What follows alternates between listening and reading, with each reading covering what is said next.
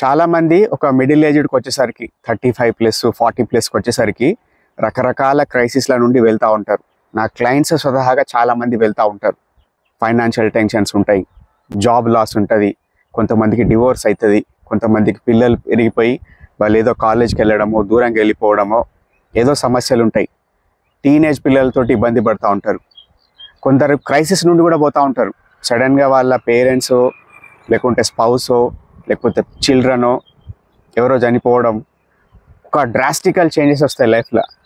పర్సనల్గా నేను ఈ ఏజ్లో ఉన్న కొంతమంది క్యాన్సర్ పేషెంట్లను చూసిన, కొంతమంది డివోర్స్ అయిపోయి దాన్ని ఎట్లా సస్టైన్ చేయాలనో ఎట్లా అడ్జస్ట్ కావాలనో తెలియక సూసైడ్లు చేసుకున్న వాళ్ళని చూసిన, చేస్తున్న పని మీద ఇంట్రెస్ట్ లేక బాధపడుకుంటూ కేవలం డబ్బుల కోసమే సర్వైవల్ కోసం మాత్రమే జాబ్ చేసుకుంటూ ఒక నిరాశలో బతుకుతున్న వ్యక్తులను చూసిన, రకరకాల వ్యక్తులను చూసిన.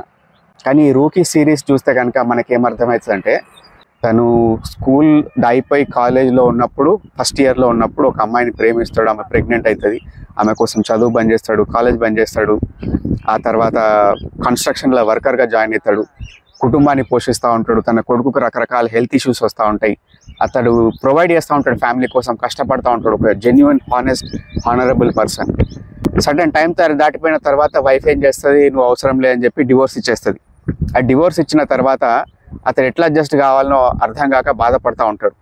ఇటువంటి క్రైసిస్ అనేది ఒక కంఫర్ట్ జోన్లో బ్రతుకుతున్న వ్యక్తికి ఎదురైతే కనుక అది హ్యాండిల్ చేయడం చాలా కష్టంగా ఉంటుంది. ఎర్లియర్ డేస్లో అయితే పర్లేదు, కొద్దిగా ఓల్డ్ ఏజ్ వచ్చినాక అయితే పర్లేదు, కానీ మిడిల్ ఏజ్లో అయితే జట్కాలు జరుగుతాయి చూసిరా, వాటిని హ్యాండిల్ చేయడం చాలా కష్టం ఉంటుంది.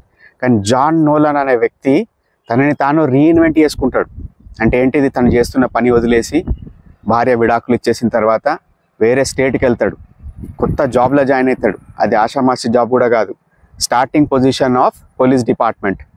అతను తన అడ్వాన్స్డ్ ఏజ్ కారణంగా చాలా క్రిటిసిజం గురవుతాడు, తన సుపీరియర్స్ నుండి నిర్లక్ష్యానికి గురవుతాడు, కాన్స్టాంట్గా అవమానింపబడుతుంటాడు.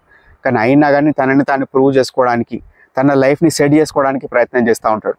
ఆ స్టోరీ నాకు చాలా నచ్చింది, చాలా ఇన్స్పైరింగ్ అనిపించింది. తన ఫ్రెండ్స్ని వదిలేసి, ఫ్యామిలీని వదిలేసి ఒక దూరంగా బ్రతకాల్సిన సిచ్యువేషన్ వచ్చినప్పుడు తన కొత్త ఫ్రెండ్స్ని ఏర్పాటు చేసుకుంటాడు, కొత్త కనెక్షన్స్ని ఏర్పాటు చేసుకుంటాడు, కొత్త జాబ్లో సక్సెడ్ కావడానికి ప్రయత్నం చేస్తుంటాడు. ఎన్ని ఛాలెంజెస్ ఎదురైనా కానీ తన మోరల్ కంపాస్ని మాత్రం ఎప్పుడు అతను వదిలిపెట్టాడు. తప్పు చేసే పరిస్థితుల్లో కూడా తను ఎప్పుడు తన యొక్క క్యారెక్టర్కి, తన రూల్స్ అండ్ రెగ్యులేషన్కి స్టిక్ అనే ఉంటాడు. అది నాకు బాగా నచ్చింది.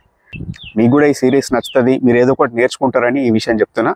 అప్పటిదాకా ఉంటే ఫ్రెండ్స్, టేక్ కేర్.